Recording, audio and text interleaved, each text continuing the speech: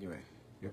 All right, that was Biggie, Big Papa. So I was talking yesterday, and I wondered with this whole Me Too movement, how is it possible that they could abide a president? How is it who's been accused of such heinous things? How is it possible that, you know, at a time we're making movie moguls and actors and athletes and talk show hosts and game show hosts and football players be accountable for their actions, that we can't hold the president of the United States to the same standard? And I was wondering how, in fact, in Alabama, it was an upset that the pedophile lost.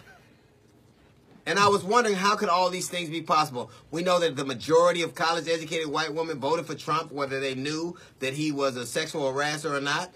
We know that even in Alabama, 2/3 of white women voted for Trump, voted for Roy Moore Jr., whether they knew he was a predator or not. And it's ironic because once Roy Moore Jr. lost, it was particularly bad because he had to cancel his party and Chuck E. Cheese wouldn't give their deposit back.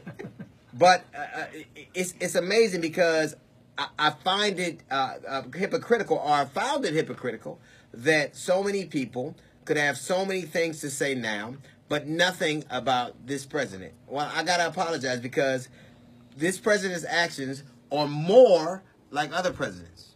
It's more like other presidents. He has more in common than he doesn't have in common. These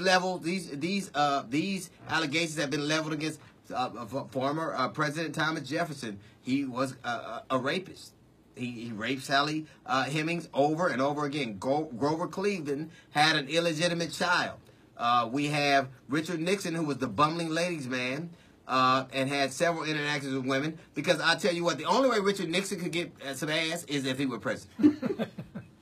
We have Ronald Reagan. There was a woman named Selena Walters. She leveled assault allegations against the actor turned president.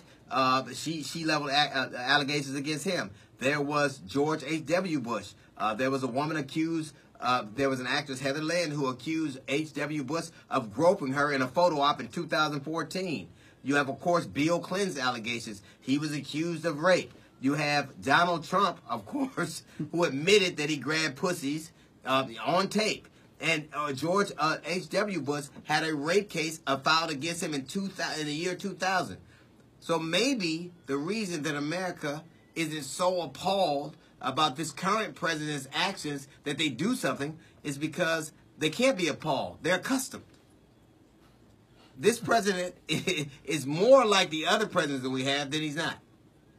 So maybe the reason that people aren't so appalled that they rise up and say this man is not fit to be president is because he reminds them of their fathers and their uncles and their brothers and their neighbors.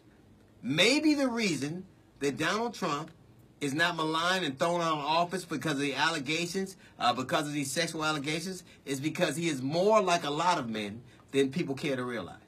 He is more American probably than apple pie. Maybe the reason that people tolerate this kind of injustice, that people tolerate this kind of violence, that people tolerate this kind of things against women, is because they know him. Maybe it's because he's us. All right, that's a little note from the GED section. We got the Jazz Report coming up in 15 minutes. It's the D.L. Hughley Show.